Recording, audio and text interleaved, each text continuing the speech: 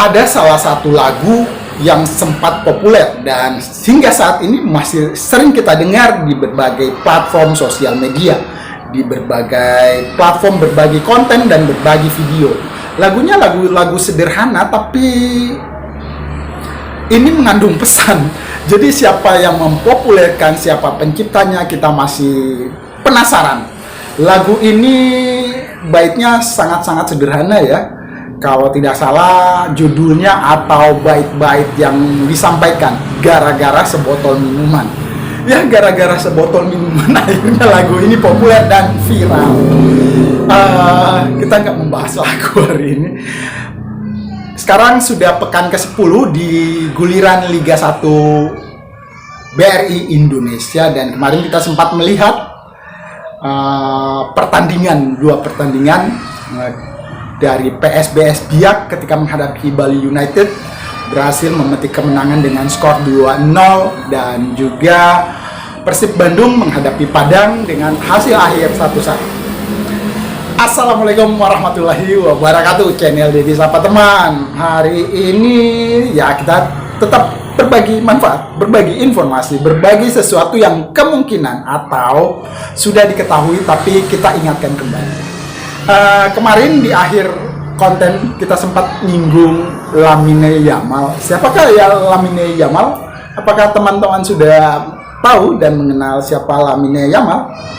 Sebenarnya kita sudah kenal karena dia sempat populer dan viral di perhelatan Euro 2024 kemarin, pemain termuda yang bermain di Piala Eropa dan mencetak gol. Ini memecahkan rekor pemain termuda bermain untuk tim Spanyol. Siapakah Lamine Yamal? Dan punya usut. Ternyata masih punya garis keturunan Indonesia. Dari kanal teman-teman lainnya, kita akan menyimak informasi tentang Lamine Yamal. Bayangkan kisah seorang pemain muda berbakat, lahir dan besar di Spanyol, tapi ternyata punya hubungan yang erat dengan Indonesia. Tidak banyak yang tahu bahwa Lamine Yamal memiliki darah Indonesia dari garis keturunan ibunya. Meski tinggal di Eropa, Yamal tumbuh mendengar banyak cerita tentang budaya dan sejarah Indonesia dari keluarganya. Sang ibu, yang bangga akan warisan Indonesia, selalu menceritakan kisah-kisah yang membuat Yamal semakin tertarik dan ingin mendalami akar leluhurnya. Kini, dukungan keluarga inilah yang menjadi dorongan besar baginya untuk memilih membela timnas Indonesia. Yamal tidak hanya bermain untuk negara, tetapi juga untuk menghormati warisan yang telah diberikan keluarganya. Meski lahir dan besar di Spanyol, Yamal memiliki garis keturunan Indonesia dari salah satu orang tuanya. Selama ini, ia sudah menunjukkan performa gemilang di Barcelona, termasuk mencetak gol dan assist untuk tim utama. Namanya bahkan sempat menjadi perbincangan hangat karena menjadi incaran beberapa negara, termasuk Spanyol, yang ingin memanfaatkan bakat luar biasanya. Namun, meski bermain di Eropa, Lamine Yamal ternyata punya kedekatan yang kuat dengan budaya Indonesia. Ia sering mendengar cerita tentang Indonesia dari keluarganya, dan rasa bangga sebagai keturunan Indonesia membuatnya tertarik untuk mendalami lebih jauh tentang tanah leluhurnya. Proses pemanggilan Yamal ke timnas Indonesia tidak lepas dari kerja keras PSSI dan dukungan besar dari pemerintah Indonesia.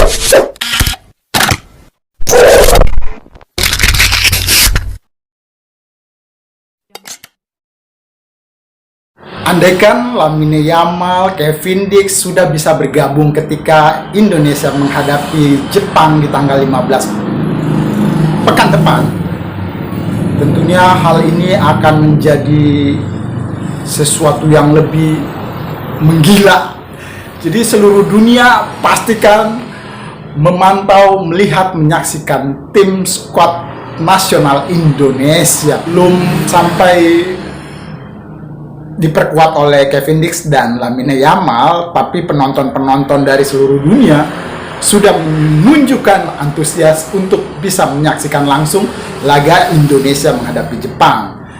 Salah satu yang terpenting juga, pelatih timnas Vietnam wanti-wanti menonton dan berburu tiket untuk dua pertandingan Indonesia menjamu Jepang dan Indonesia menghadapi Arab Saudi. Pemain-pemain tim skuad nasional kita sepertinya pemain-pemain lokal kita sudah hampir tidak terdengar atau tidak tersiar. Tidak ada di line up, ada, tapi lebih dipilih oleh Coach Sintayong pemain-pemain yang sudah berpengalaman menghadapi tim-tim sekuat tim Jepang, tim Arab Saudi, dan tim Australia. Ya, kita berharap kita terus mendukung siapapun memperkuat timnas Indonesia. Sebenarnya mereka itu bukan pemain-pemain naturalisasi lagi ya. Mereka sama dengan darah kita, darah Indonesia. Coba kita lihat perbincangan dari podcast berikut ini. Betul. Ini kan kita tidak bisa menutup mata terhadap fakta sejarah sebetulnya. Jadi bahwa ada diaspora kita, mungkin pemain kita nih, saya tidak mau menyebutkan namanya ya karena sensitif. Bahwa mereka itu tercerabut dari Indonesia bukan karena pilihan mereka. Betul. Pilihan kapal. Betul sekali. Jadi ada pemain keturunan kita yang kakeknya itu mungkin kurang lebih ya digedor malam-malam, suruh keluar kakek dan neneknya, dimasukkan ke dalam kapal untuk bekerja tanam paksa, ya kan? Di dalam kapal itu diberi nomor, bukan diberi nama. Direndahkan kemanusiaannya, dilenyapkan kemerdekaan mereka, dipindahkan dari negara tanah kelahirannya ke negara lain antah berantah mungkin yang mereka tidak ketahui, suruh bekerja, kerja tanam paksa, kemudian mereka akhirnya bisa ke Belanda. Sekarang saya tanya, itu namanya apa? Itu namanya forced migration. Nah sekarang kalau keturunan mereka Mau kembali membela kita, adilkah kita menolak mereka? Adilkah kita menolak kembalinya Garuda kita? Itu saja. Lalu kemudian, ternyata cucunya terpanggil untuk membela kita. Lalu di mana kita rasa kemanusiaan kita untuk menolak mereka gitu? Ya kan? Bagaimana kalau kita yang ada di posisi mereka? Ya kan? Lalu kemudian, ternyata cucunya terpanggil untuk membela kita. Lalu di mana kita rasa kemanusiaan kita untuk menolak mereka gitu? Ya kan? Bagaimana kalau kita yang ada di posisi mereka? Kemungkinan ini juga yang menjadikan negeri tetangga kita, negara-negara sepak bola sekawasan Asia Tenggara tidak menyukai ataupun tidak senang kalau Indonesia bisa lolos ke Piala Dunia. Apa sebabnya mereka tidak senang Indonesia lolos ke Piala Dunia? Justru ada negara-negara lain dari Asia Timur yang terus mendukung timnas Indonesia untuk bisa lolos ke Piala Dunia. Ini dia liputannya. Banyak negara tetangga yang katanya sahabat, sebut saja Thailand, Vietnam, hingga yang terdekat Malaysia. Namun percayalah, mereka tak akan senang jika timnas Indonesia berhasil lolos ke Piala Dunia. Bukan tetangga dan tak dekat, namun dukungan gila-gilaan justru mengalir deras dari raksasa Asia Jepang dan Korea Selatan.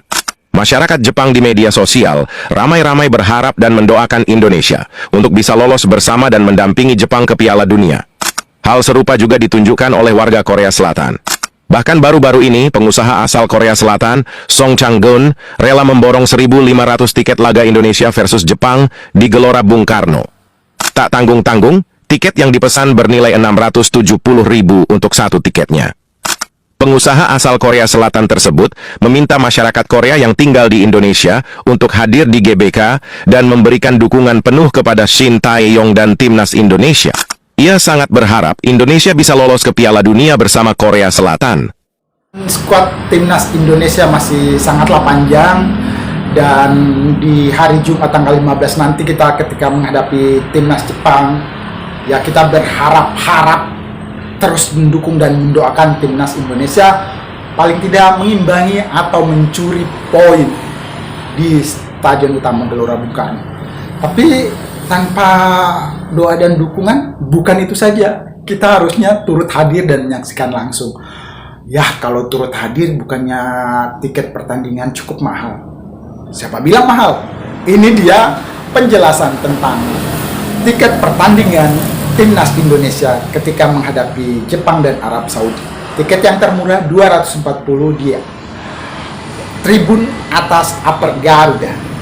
Halo Garuda fans, di pertandingan kelima dan keenam nanti, Indonesia akan menjalani laga kandang di Stadion Utama Gelora Bung Karno, Jakarta. Berikut ini harga tiket selengkapnya.